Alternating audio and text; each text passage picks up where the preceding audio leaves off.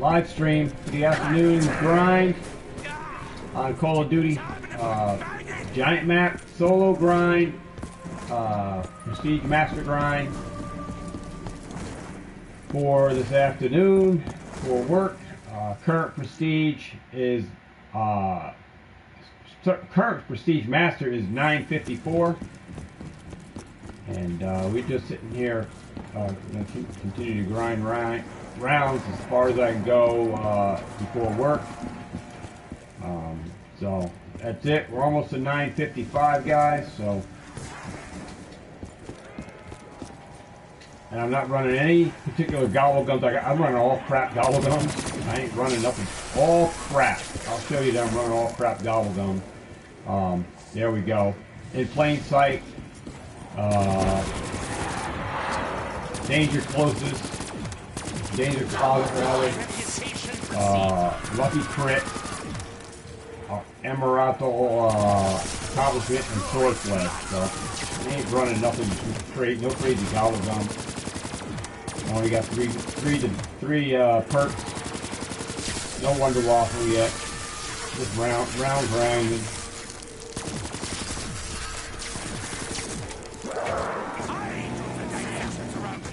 Oh, and there's a game over. What's up, Pat?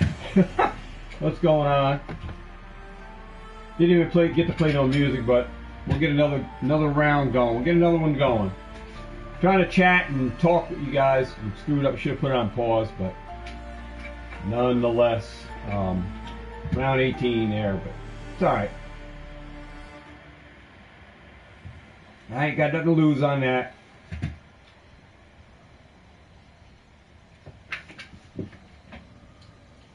Had to take down my video for the Raging Surf booster box opening that we did. Did a 3-box Raging Surf Japanese.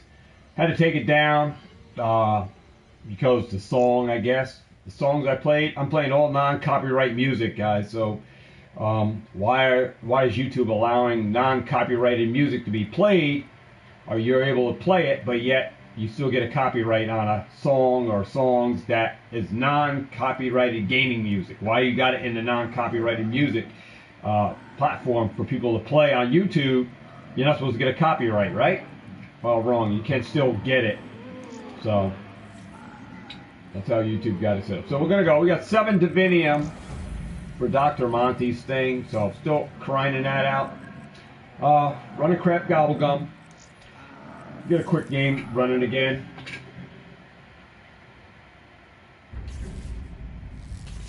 This video might get taken down too because I'm going into scenes of these cut scenes and stuff like that. So just a round grinding, so you guys here on the live, you see what's going on.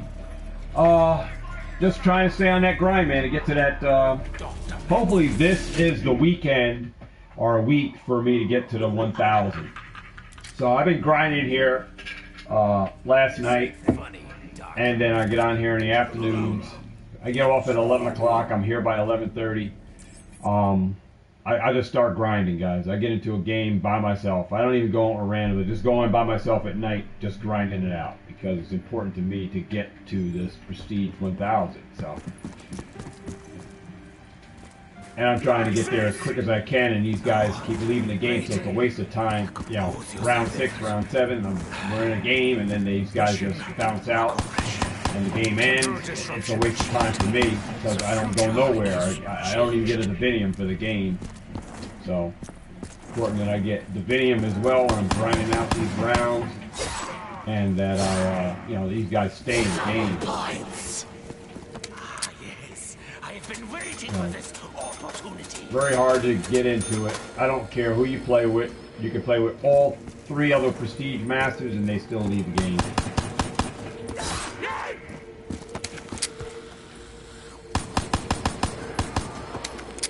Alright, round 1. Let's see if we can get up to around 20, 25 or better before I have to step out of here for work. The opening of the gateway. I'm getting confused. But I'm going to open up Pack-a-Punches ASAP. So this door will stay closed, but I'll probably run down the alleyway to the back and open that up that way. Just so I don't have to go all the way around, just to speed up things. So we're going to be in here to round 7. Round 7 stay in here. And then we'll both crank open the doors to get our first video.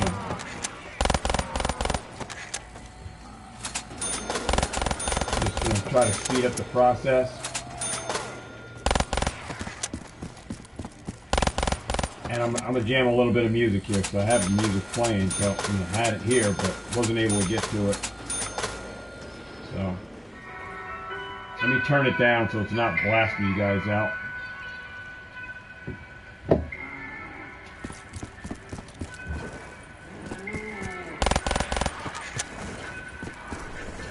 I'm caught. What have I done? Stop me, David. Breathe.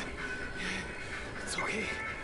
Yeah, Pat, I did. I was watching the Danny Phantom video. He spent like the 30K on all those cards, but he bought it at a regional.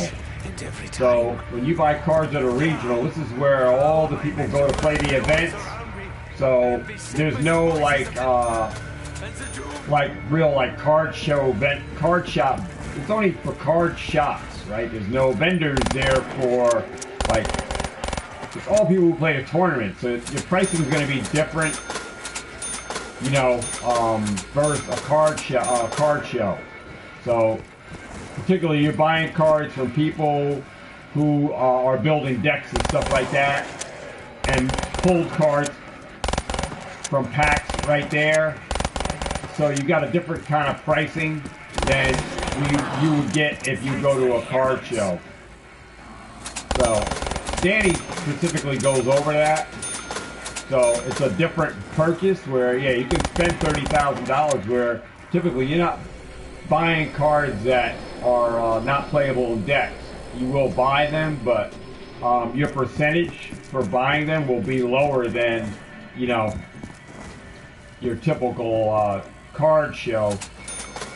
So you're open game to whatever somebody like offers you for the stuff, but he still try to be respectful in regards to buying the cards that he would typically be a slow mover for him on his website, so he says. So,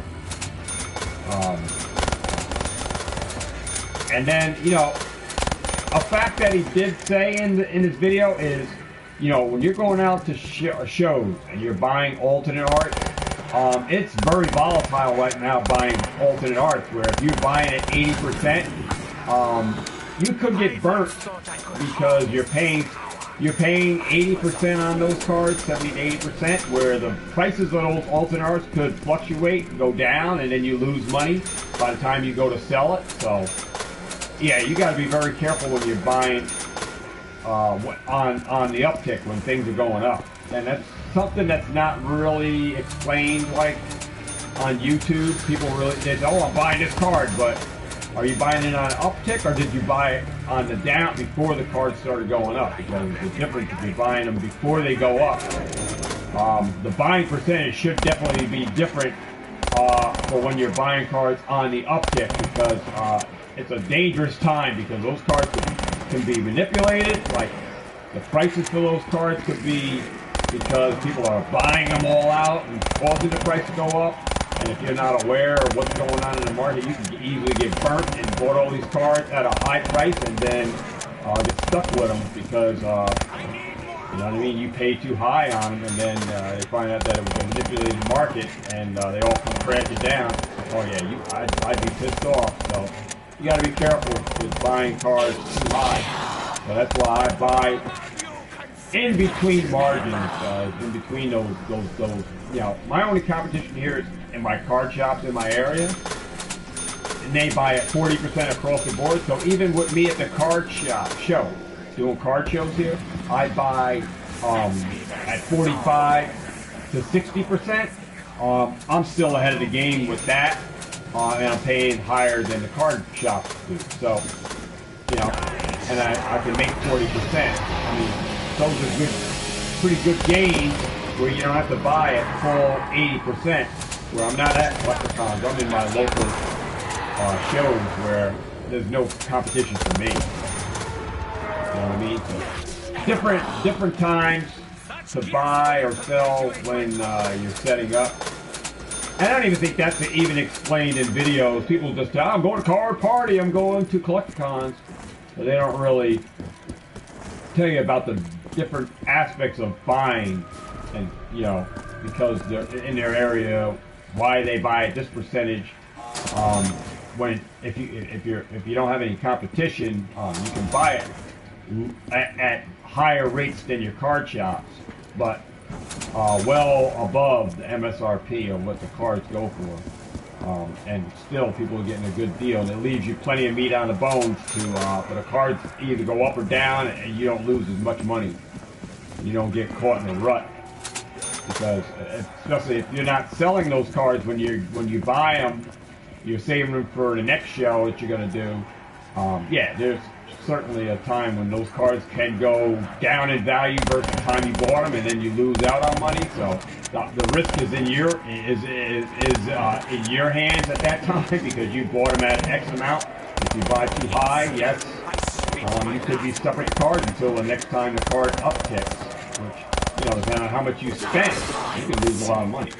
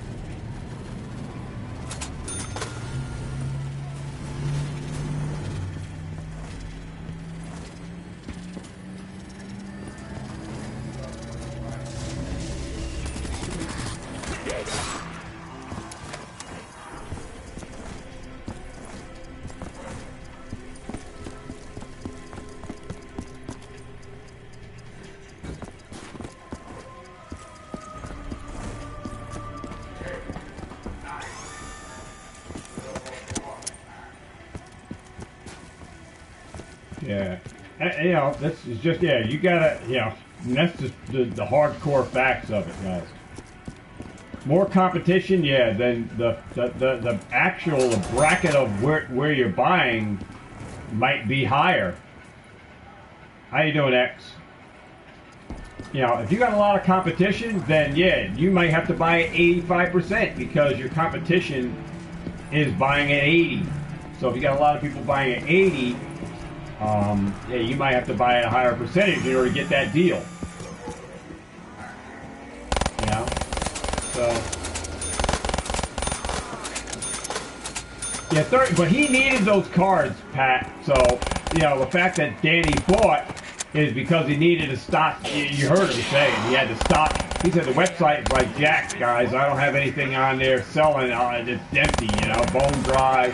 Old Mother Hover went to the cupboard, and the cupboard was bare, so that's why he bought all those cards. He needed to fill the website up. If you take a look, what even Nostalgianomics was talking about, he bought a lot of illustration rares, and he's going to make some plays with sending in to get graded. These are some things that other people aren't thinking about with illustration rares and art rares and stuff. Buying a bunch of them, only to turn around and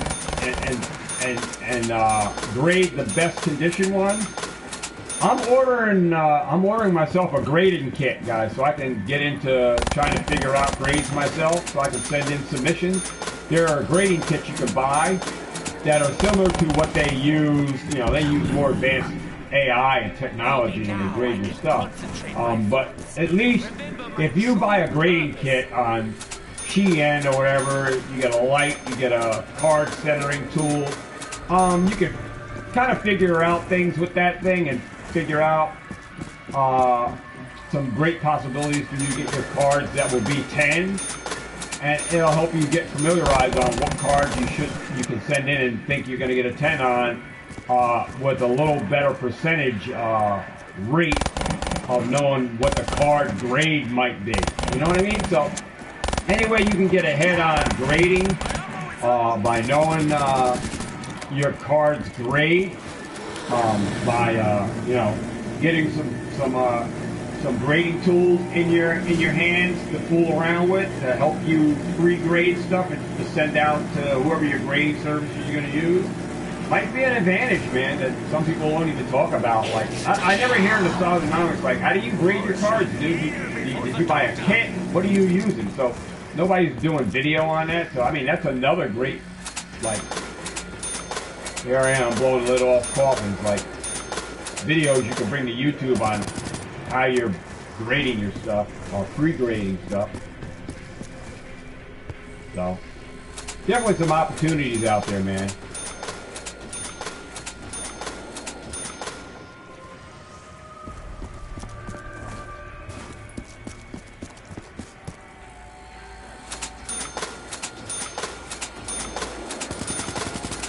Yeah, I'm gonna look at my stuff. That's what I said. I'm an open book for my stuff, like even my personal binder stuff to be sold. I'm okay with that. I'm not attached to cards like, you know, that I won't sell my cards ever. I'm not saying I'm holding my cards forever in my personal binder, right? I never said I was holding my personal binder forever. And I never did say I never would sell them. Now, I never didn't say I wouldn't sell them. So anything's possible for me as far as letting go cards. I can easily just get them back, so I'm not worried about it, and I don't let my emotions play part on if I'm going to sell a card or not. It's all up to me. If I want to sell it, I'll sell it. Right price come along, and I feel I can buy something else, you know, or I feel differently about the card, then certainly I'll move the damn card out of there. No problem. But regardless, even if I don't feel a certain way, I'll sell the card. I have no problem selling. And that's one thing about, you know, cards, man. More stuff, the card's going to be available. You're always going to be able to replace the card. You're always going to be able to upgrade your card. Yeah, the percentage on what you pay for your card when the time that you're trying to upgrade it may be differently from the time that you hold your card that you have, that your original card that you want to upgrade isn't like crazy.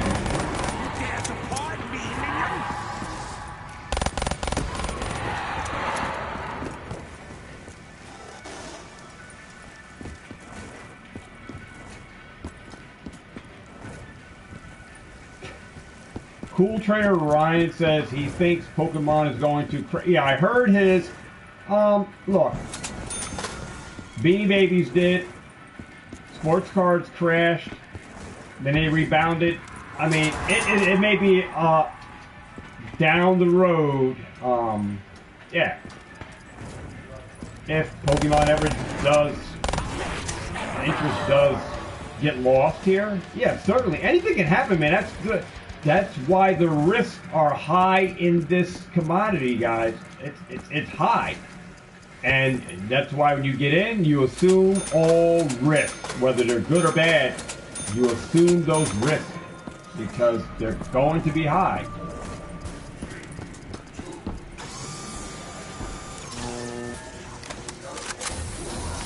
They're high, but the gains are the gains are good. I mean, a lot of people are happy with the gains they make.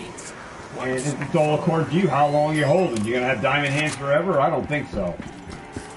Some people who really don't care about values on the cards and stuff may keep selling. And that's why good that you get used to selling all along the road. Because I guarantee you, if someone hears that Pokemon is going to happen, something's going to happen to Pokemon like MetaZoo, there are going to be a lot of things hitting the market, and you're going to get them all dirt cheap. Everything will come down like Beanie Babies did. And you'll be able to get anything you want dirt cheap because everybody's dumping.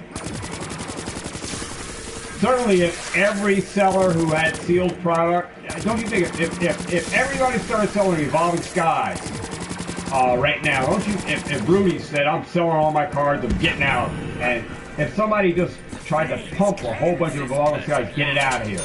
And everybody started doing it. The whole collapse of Evolving Skies will come crashing down. And what would that happen? What would happen to the rest of the market? Probably follow suit, come crashing down. If any body started to pump a lot of stuff out quickly. Say, hey, I'm getting out of them. I'm getting out of here. I'm getting it. Everybody else said, yeah. If Pokemon says, that's it, guys. We're gonna just continue to print. We don't care. We want to make sure all the game pieces are here. We're gonna make sure this stuff's around forever for future players to continue to get. We don't care about the collectors that want a value in this stuff. We want it to be a playable market. If Pokemon change the way and say, hey, you know, we're just going to turn these printers up full blast, we're going to keep print. Oh, I think the whole market of Pokemon is in trouble then. You're going to see a lot of people flash sale and stuff getting the hell out of here. For sure. But Pokemon is particular about what they do and how they do things. So a lot of things will have to happen for Pokemon to ultimately fail.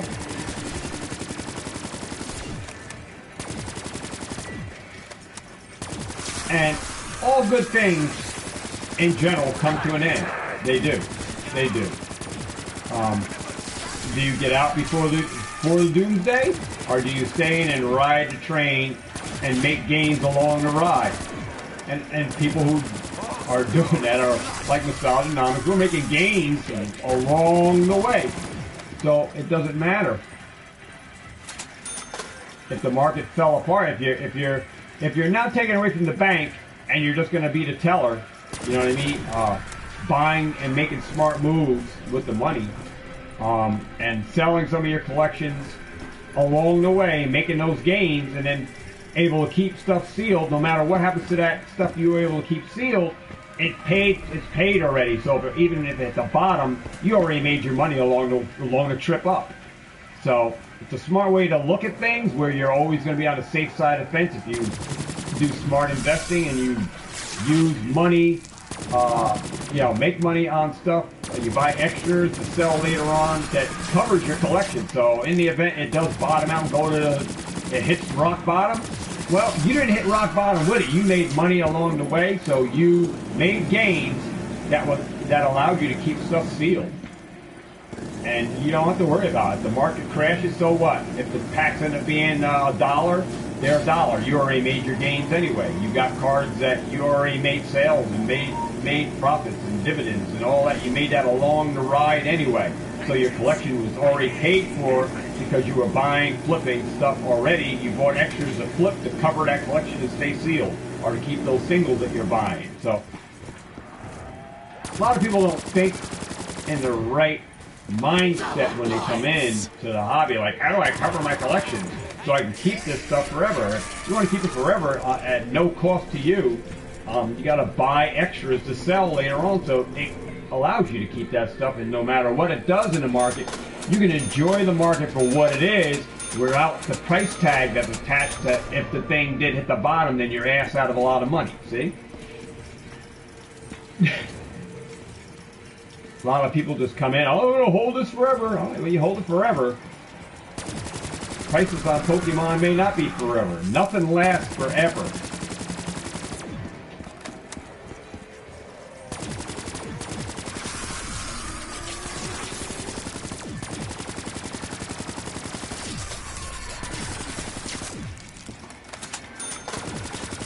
I gotta get my first.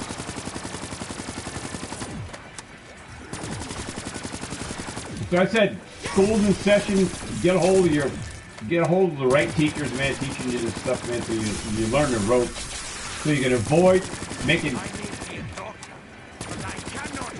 decisions you're going to regret later on.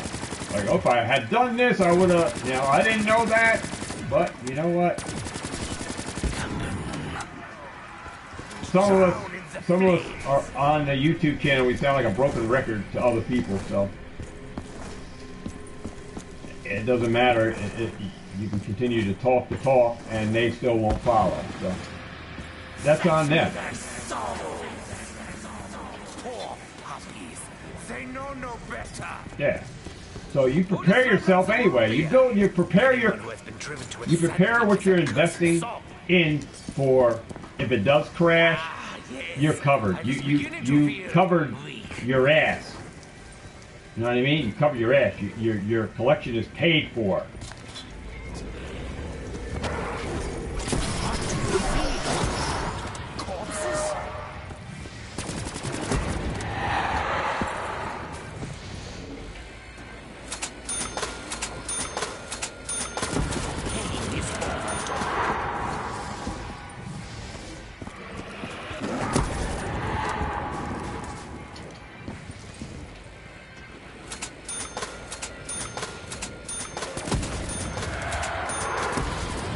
That's why I buy the low-hanging fruit because, like I said, I'm buying packs, the knockout boxes and the tins. I get those 3 packs.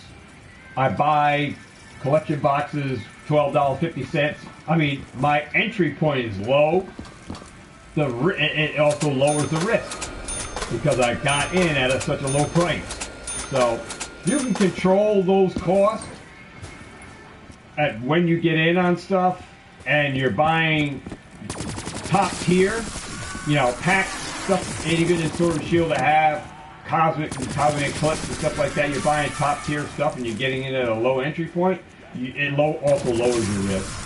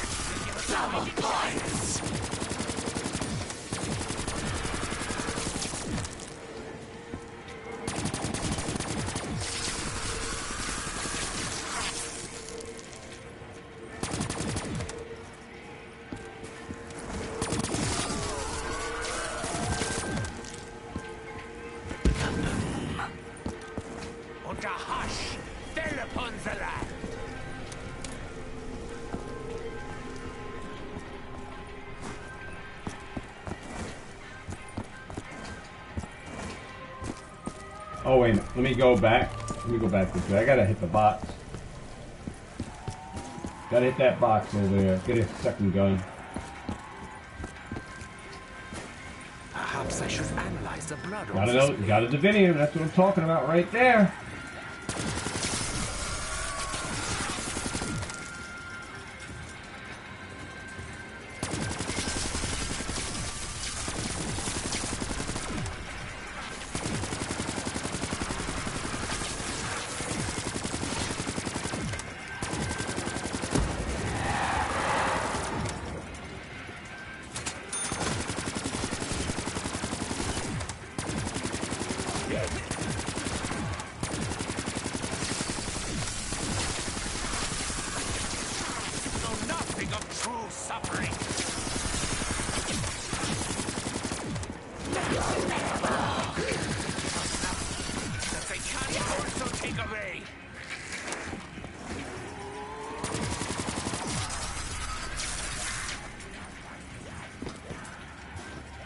Alright, let's look at this box.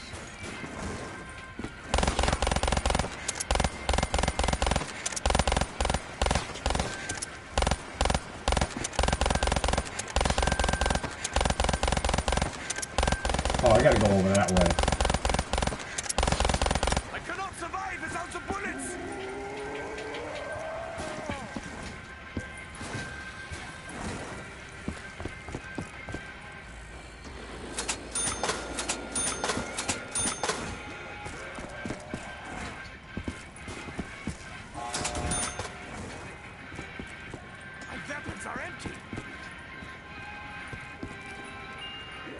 Oh, look at this. Wonder Waffle is the second gun. Can you believe that? Holy cow.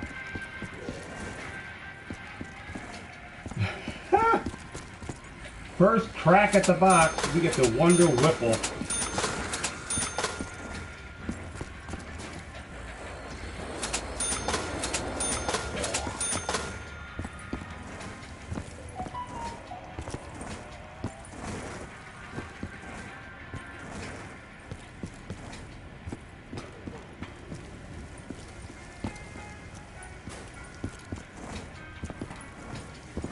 Oh, we're right on back to where we were when I choked.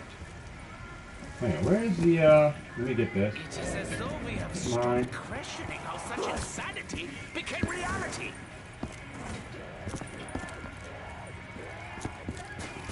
There we go. Let's get this.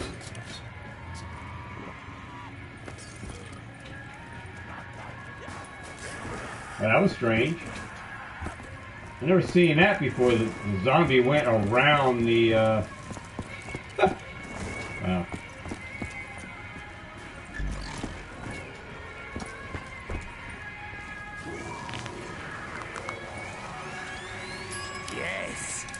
I'm probably just going to deal with this gun, guys, so that way I don't have to, if I do go down, I still have the Wonder Waffle. This is going to work. KN is my primary gun anyway, so.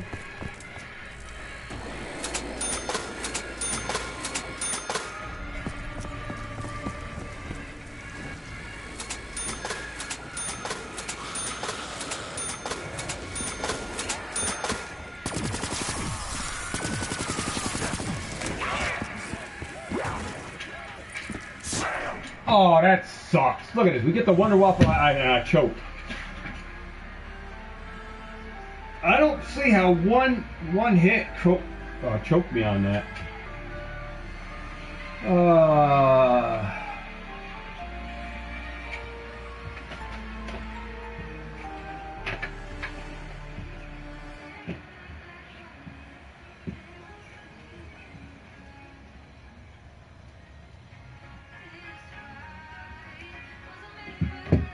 That sucks. Let me see where I'm at here.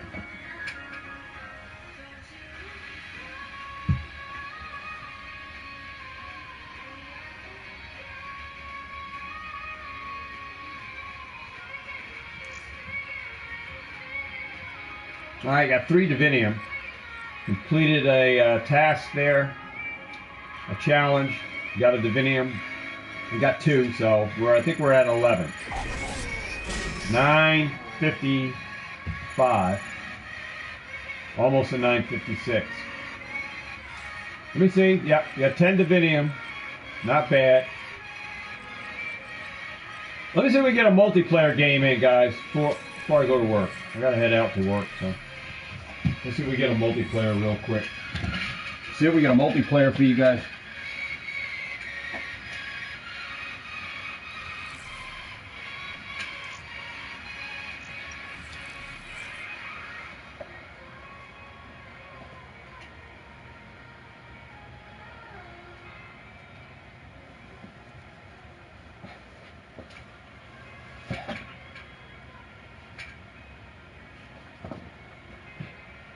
Very hard to get a multiplayer in.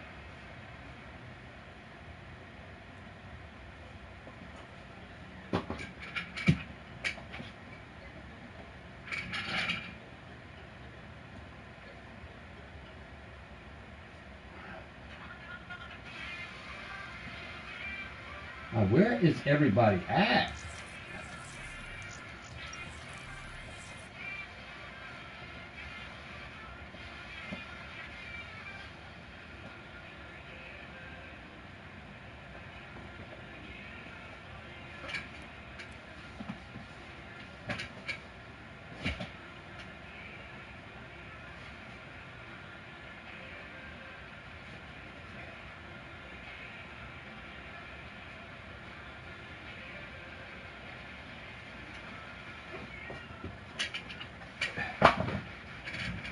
Might not even be able to get a game in with this, because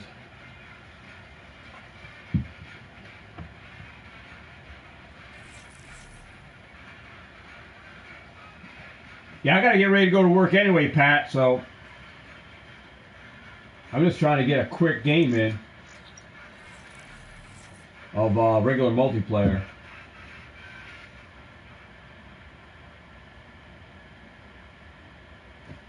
Trying to get one in, but it don't look like it's gonna happen.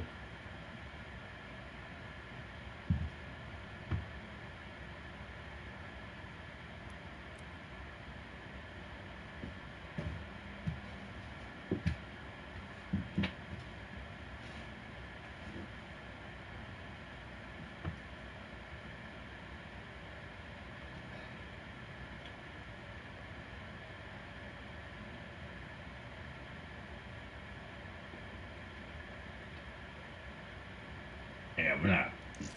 Doesn't look like we're going to be able to get in the game, man.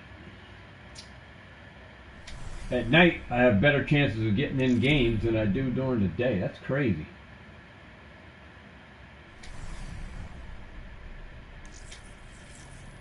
No one's coming in. Let me see what the ratio. All right, 11%, 85% playing, 5% in that Yeah. Yeah, there's more in core. 67 in that. Where's a big percentage? A lot of people playing Team Deathmatch. 67%. I don't know where everybody's at, though. I can't even get a game.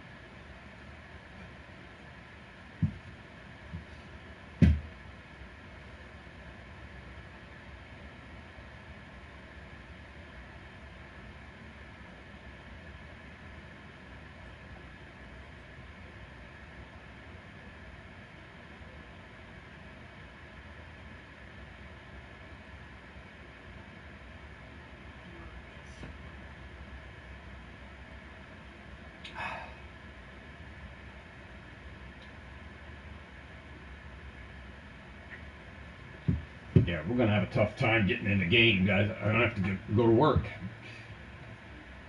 I only got a few minutes. I gotta get out of here by 3 minutes. Can't even get a game.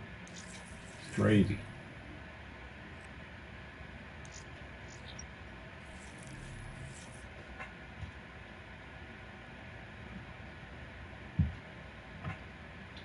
Let's see if we get one on infected. See what happens. I don't. See if we get something going here.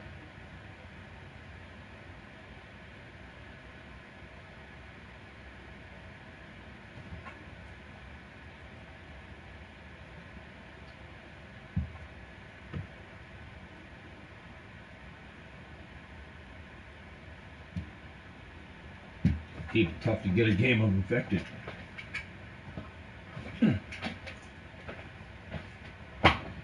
Oh. Oh boy.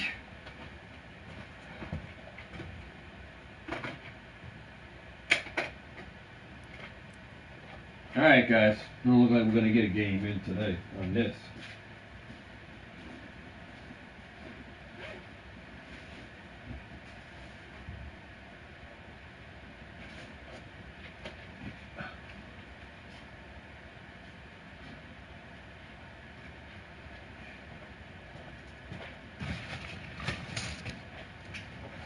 Alright guys, gotta go. Not gonna get a game in tonight. Well, not tonight. This afternoon. Not on this, but enjoy the zombie contest. Send me a friend request over for Jedi Kylo Ren GD47. Alright. See you guys tonight. Have a great rest of the afternoon. I'll see you guys on the next video. Peace.